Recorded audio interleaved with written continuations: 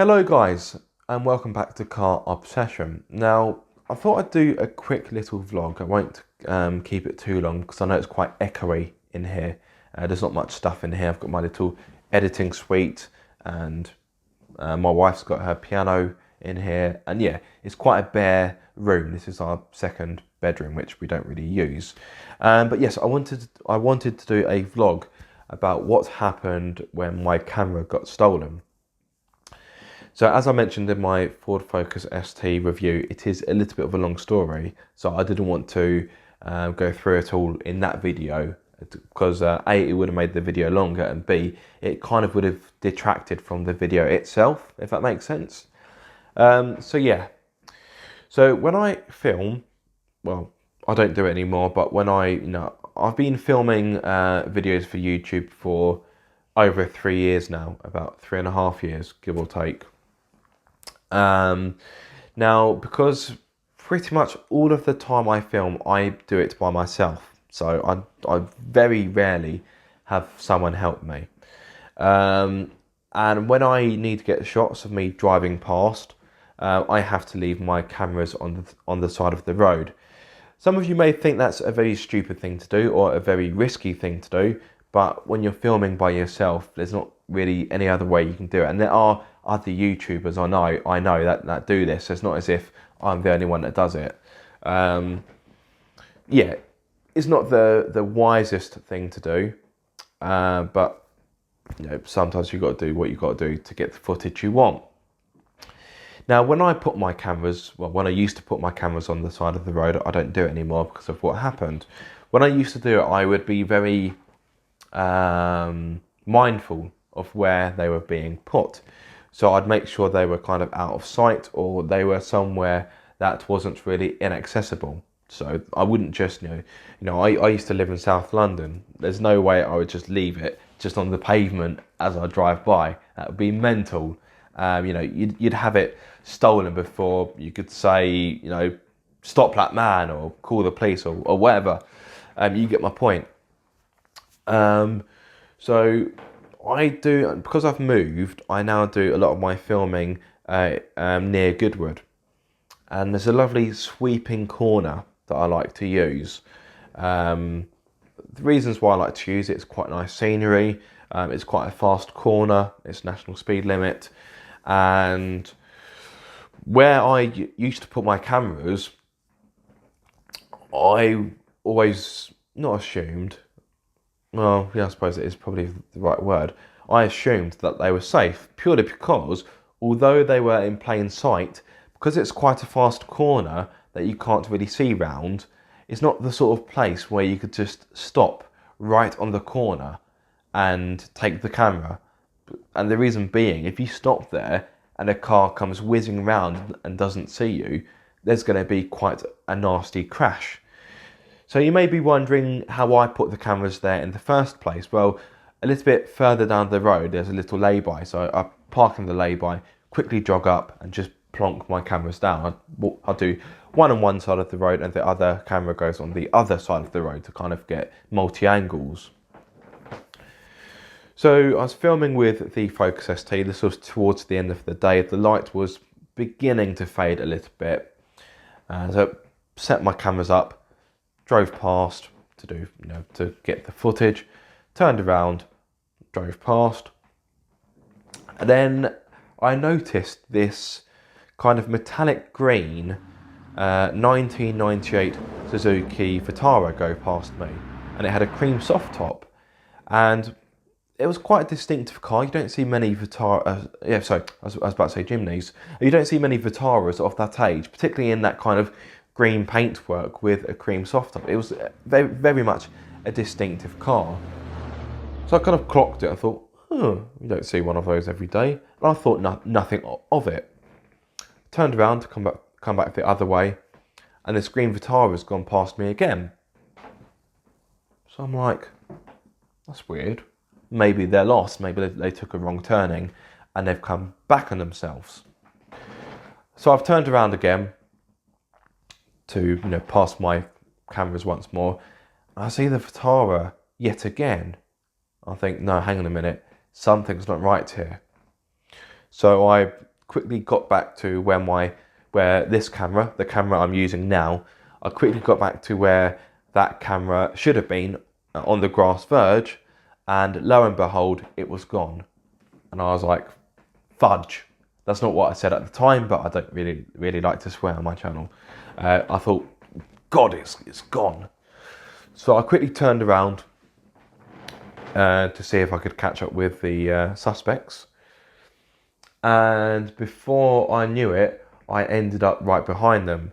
They'd stopped on the other side of the road to try and take my other camera, my compact camera.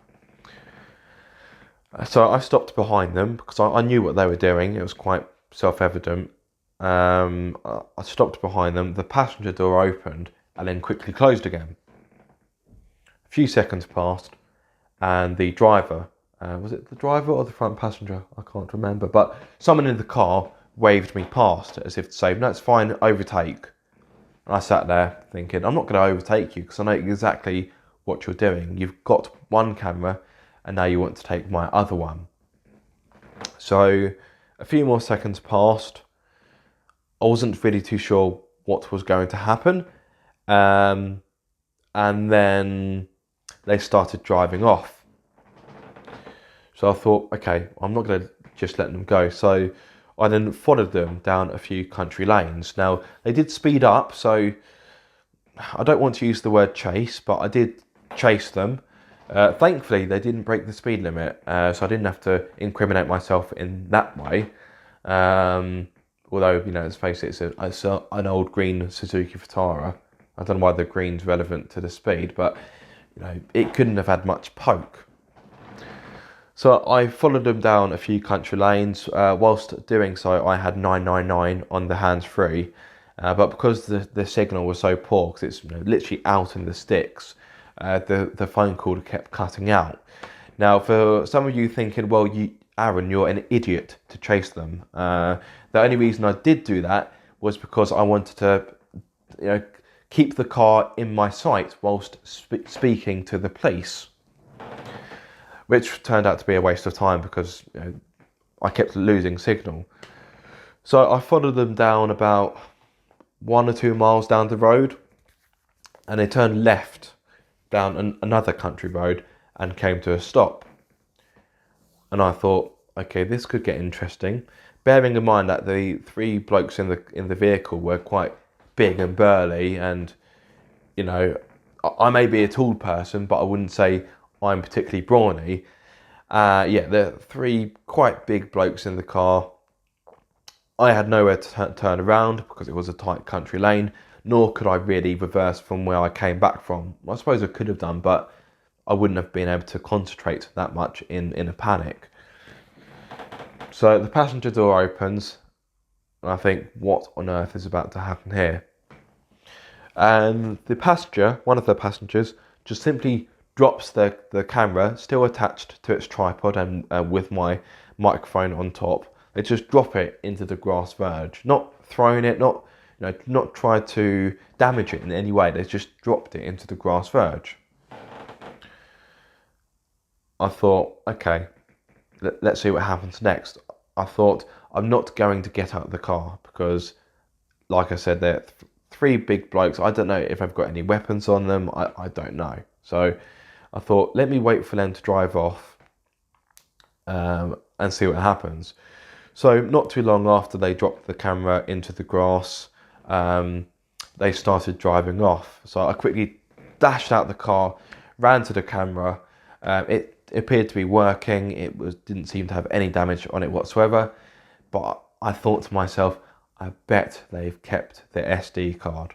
So picked up the camera, ran to the Focus, jumped back into the car, opened up the SD card slot, and predictably there was no SD card. So although I had the camera back, which in itself was a small miracle because they could have easily just kept it. And one thing I find surprising is that they didn't go off-road, because there are a few places around where they could have gone off-road and I wouldn't have been able to follow them. But they stuck to the roads, thankfully, because I was able to, keep track of them.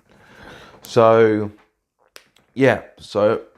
opened up the SD card, Saw that my SD card slot, saw that my SD card was gone. But I thought, okay, at this point, I was really pushing my luck. So I thought, okay, let me try and catch up with them again to see if I can coax them into releasing that as well. So I got back in the car, bearing in mind the Vitara must have been out of my sight for about 10-15 seconds. It isn't a particularly long time, is it? So went up the road, bearing in mind there weren't many turn-offs where they could have gone down, but they had vanished. They'd just gone. It was like a really good magic trick. So I then rang the police back, explained what had happened, and then they did look into it, but after a few days they closed the case. They said, well, the suspects don't reside in the area, so it's pretty much out of our jurisdiction, and because it's a low value item, we're not willing to spare the resources to look into it further. And yes, I can see where they're coming from. The SD card was a low value item. I think, you know, to get a new one, you're looking at about 25 quid, give or take, and that is low value. But unfortunately, the footage on it was very valuable indeed. So I've not got the SD card back, and let's face it, I probably never ever will get it back. But I do have the camera back, which is amazing because, you know, who'd have thought I'd actually get the camera back? You know, the camera's worth about £1,100, so yeah, it's not a cheap piece of kit. So some of you may be asking, well, Aaron, what are you going to do moving forward? Now, as you can imagine, when I told Mrs. Car Obsession what had happened, when I told Patsy what had happened, she was quite concerned and a bit distressed. So she was like, look, I know I can't always help you because I'm not always feeling well, but moving forward, I don't want you to leave your cameras by the side of the road again. So yeah, moving forward, Patsy will be helping out a little bit more with filming. Obviously, there's only, well, I say obviously, you guys won't know, but because of her current health conditions, there's only so much she can help me with. But you know, if it means that I have someone who can film me drive past a few times without having my camera gear stolen, then I'm all for that. So very grateful for Patsy for offering her assistance. A massive thank you to her, because it means that I can get the footage I need, but with the security of knowing that my cameras won't be pinched from the side of the road. In all honesty, like I said earlier, I've been doing this for over 3 years, so I've not had, you know, up until this point, there's been no incidents. But obviously, you are riding your luck when you do this, because, you know, it is on the side of the road. It is, you know, to a certain degree, easy pickings. Yes, you can try and hide it in the bush or so forth, but, you know, if someone's watching you put the camera where you've put it, it doesn't matter how well you hide it, they know where it is. Not that that's what happened with the Suzuki. That, you know, when they took my camera, it was very much in plain sight. But because it was in an area where, you know, a sensible driver wouldn't think to stop because it would be dangerous, I thought it would be fine. But yes, that is my debacle. Yeah, it could have been a lot worse, and I'm grateful that I've got the camera back. But yeah, I wanted to update you guys and explain what had happened, because I'm sure some of you may have been wondering. So I think that's time to wrap things up. I hope you have enjoyed this video. I know it's just been me talking at you for God knows how long, but if you have enjoyed it, be sure to like, subscribe, and to ring my bell so you get notified every time I make a video. But until the next time, guys, be sure to keep up the car obsession and stay safe. Stay safe.